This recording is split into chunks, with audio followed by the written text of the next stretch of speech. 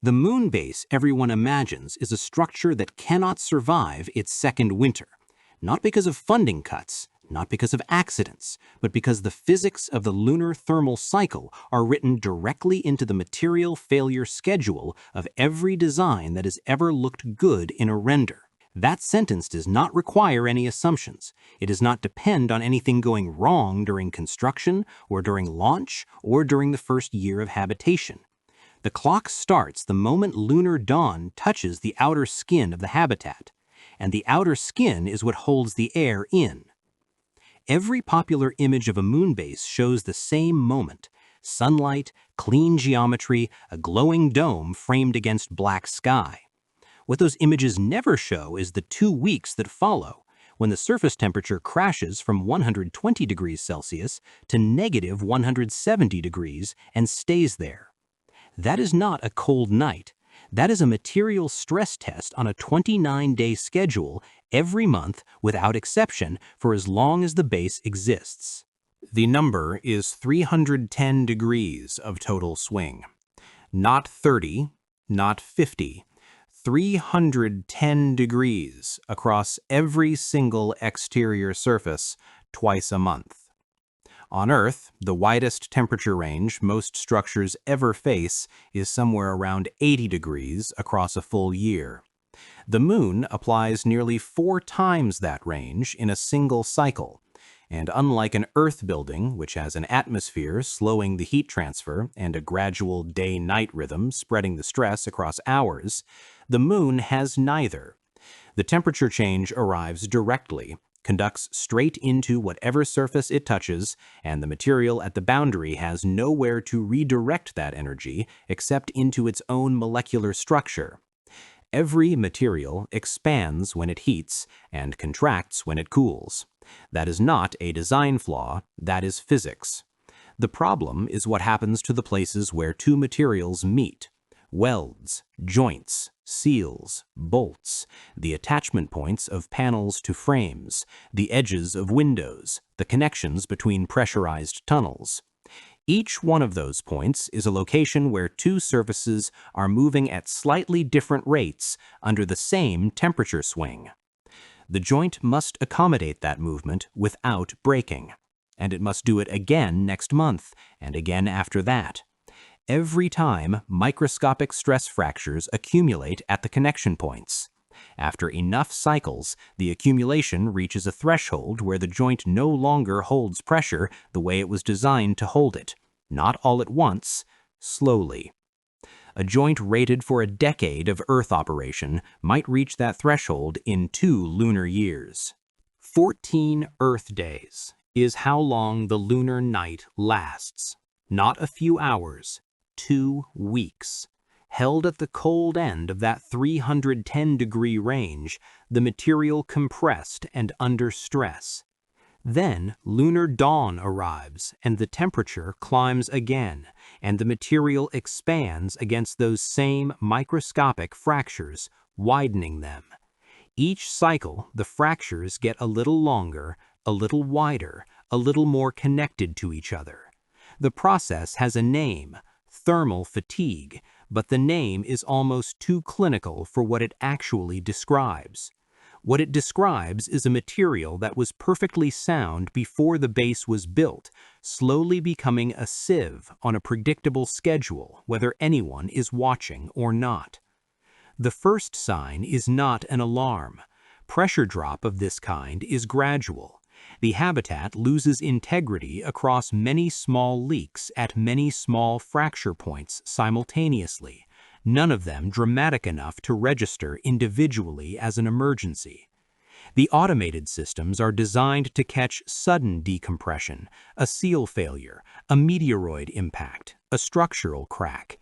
They are not optimized for a distributed, slow bleed that happens across 100 stressed connection points at once. By the time the total pressure drop is measurable as an alert threshold, the oxygen partial pressure, the actual amount of breathable oxygen the air contains, may already be below the level needed to sustain normal cognitive function. You are not gasping. You are not aware of anything wrong. You are just making worse decisions, slightly slower for reasons you cannot identify, while sitting inside a habitat that passed every pre-launch test. In 1966 and 1967, the NASA Materials Research Program was running candidate habitat materials through simulated lunar thermal cycles. The goal was to understand what could survive extended surface exposure, not a brief landing, but the kind of months-long habitation that any serious moon base would require. What the testing found was that metallic alloys and early composite samples began showing thermal fatigue failure signatures after simulated cycles equivalent to fewer than 5 years of surface operation. Not theoretical projections, actual measured crack propagation in materials that had otherwise passed every standard stress test. Engineers documented the findings. The data went into the record. The decision it fed into was the decision that shaped Apollo's entire design philosophy: short stays, not extended habitation. Get crews to the surface, accomplish the mission objectives, and bring them home before the thermal cycle had time to do its work. Apollo was not a proof of concept for living on the moon. It was a demonstration that the moon can be visited in the window between the physics and the material failure schedule. The obvious response to the thermal problem, the one that feels immediately right, the one every concept illustration implicitly assumes, is insulation. Thick enough walls, good enough insulation, and a reliable heating system. Keep the inside at a comfortable temperature regardless of what the outside is doing. Let the external environment be whatever it wants. The interior remains stable. The crew is warm. The dome glows against the black sky exactly as advertised. The insulation works. That part is correct. The interior temperature can be maintained. The exterior of the habitat is still going through the full thermal swing every cycle, regardless of what the insulation is doing on the other side of the wall. Insulation does not protect the structural material from stress. It changes where in the wall stack the temperature gradient is steepest. What insulation actually does, when applied to the inner surface of an exterior habitat wall, is create a steep temperature boundary between the well-regulated interior and the exposed exterior. The structural connections, the bolts, the welds, the seams, pass through that boundary. One end of a connection point sits at interior temperature. The other end sits at the full lunar exterior temperature. The connection is now expanding and contracting across an even sharper thermal gradient than it would face without the insulation, concentrated precisely at the points most critical to pressure integrity. The insulation does not reduce the stress. It relocates the stress to the worst possible location. The power problem compounds this. Active thermal regulation during the lunar night, heating systems, thermal management loops, any powered system that maintains interior conditions, requires continuous energy input for 14 days straight, during the exact period when the surface is completely dark and solar panels are generating nothing. Whatever power storage the base carries has to last the full night. If power degrades, if a storage system underperforms, if the heating load runs higher than planned because the insulation is not performing to spec after a few years of thermal cycling, the interior temperature drops. The material undergoes an uncontrolled thermal event, a faster, larger temperature change than the design cycle assumed, and the fracture propagation rate in every stress joint accelerates. The single most damaging event in the fatigue schedule is not the routine monthly cycle. It is one uncontrolled rapid cool down, one power interruption, one heating system failure at hour 200 of a 336-hour night. The maintenance crew goes outside to inspect joints and seals on a schedule.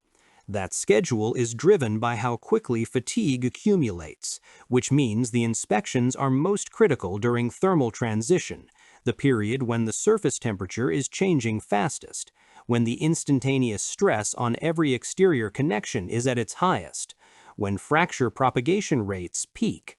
The crew performing the most safety-critical work is outside during the most dangerous structural window, touching joints that are under maximum stress, in suits that are themselves subject to the same thermal cycling the habitat faces.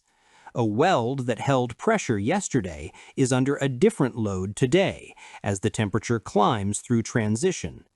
The inspection is necessary. The inspection window is also the window when the structure is most actively failing. The practical alternatives to the glass dome are not glamorous. Bury the habitat under 2 to 4 meters of lunar regolith, the loose surface material, and use that layer as a thermal buffer. The ground at that depth stabilizes at around -20 degrees Celsius, which is cold but workable, and it does not cycle. The structure underneath it no longer faces the full 310-degree swing. It faces a much smaller range, one that materials can survive across decades rather than years. But 2 to 4 meters of regolith means the base looks nothing like any concept art ever produced. It looks like a bunker. No natural light, no view of the lunar surface, no transparent dome. The architecture of survival and the architecture of the imagined future are two different objects. The other approach, design every exterior connection point as a replaceable component, inspect on short cycles, accept that specific joints will fail and build a maintenance system around replacing them, works as a strategy only if the lunar night power problem is solved, only if the inspection windows can be staffed safely, and only if the failure accumulation rate is well understood enough to predict which joints need replacement before they reach critical fracture density. Each of those conditions requires the others to be true. They are not independently solvable. Any material that flexes under thermal load, designed to absorb expansion and contraction rather than resist it, fatigues faster under repeated cycling than a rigid structure does. The softer the material's response to the thermal swing, the more quickly the molecular structure degrades under repetition. The solution that seems to reduce stress actually accelerates the timeline to failure, just through a different failure mode. Rigid structures crack at joints. Flexible structures fatigue in their bulk material. Neither survives the same number of cycles a terrestrial structure would survive under the temperature ranges it was actually designed for. Every exterior material that has ever looked good in a render, glass for natural light, composite panels for smooth geometry, transparent pressure shells for the view, has a higher thermal expansion coefficient than buried regolith-shielded concrete, fails at lower cycle counts under the full lunar temperature range, and eliminates the passive thermal buffer that is the only mechanism proven to protect structural integrity across the full operational lifetime. The prettier the base, the faster it fails. The physics does not negotiate with aesthetics.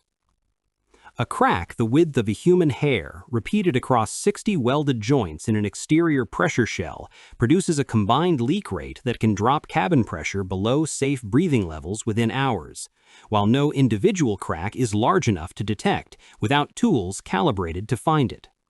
The failure is not dramatic. The failure is the cumulative sum of 60 invisible threads opening simultaneously on a schedule that was already set before the habitat left Earth. Thermal fatigue does not belong to the moon. It is a universal constraint that scales with temperature range and cycle frequency. The moon applies it at a severity that exposes every shortcut, every optimistic assumption, every material specification that was adequate for Earth operation but was never tested across the full range it would face on a surface with no atmosphere and a 310-degree monthly swing. Mars's moons face it. Mercury faces it. Every airless body in the solar system where a surface habitat might someday be placed faces a version of the same constraint. Different numbers, same physics, same failure mode at the joints. Artemis is planning surface habitation. The architecture discussions reference pressurized modules, landing pads, tunnels connecting habitats. Some proposals include transparent viewing ports. The materials science that governed the 1966 findings has not been superseded by a new class of materials that survives indefinite thermal cycling at 310-degree range. The constraint has not been removed. It has been noted, scheduled for further study, and incorporated into operational lifetime projections that accept the base will need significant structural replacement within the first decade of use. The question that has not been answered is not whether a moon base can be built.